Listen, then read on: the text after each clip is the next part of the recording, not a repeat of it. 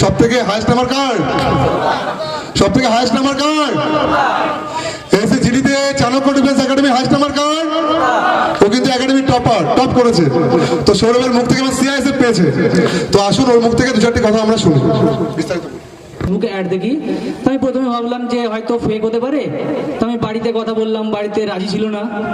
তো আমি অনেক জোর করে বাবাকে বললাম যে না, আমায় যেতে হবে। কারণ এর আগে আমি কাজ করতাম একটা কোম্পানিতে, সেলসম্যানের কাজ করতাম।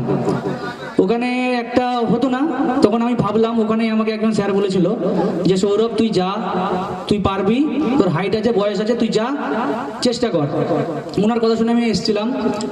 তো আসার পরে এখানে দেখি ডেভিড স্যার, আর তখন ছিল মাত্র 10 থেকে 12 জন একাডেমিতে। তখন আমরা বাজারে থাকতাম, একটা স্যারের ঘর ভাড়া ছিল, ওই ঘরের মধ্যে আমরা 10-12 জন থাকতাম। বলেছিলাম যে স্যার আপনি আমায় মারুন কাটুন যা করুন, আমি স্যার চাকরি নিয়ে বাড়ি যাবো।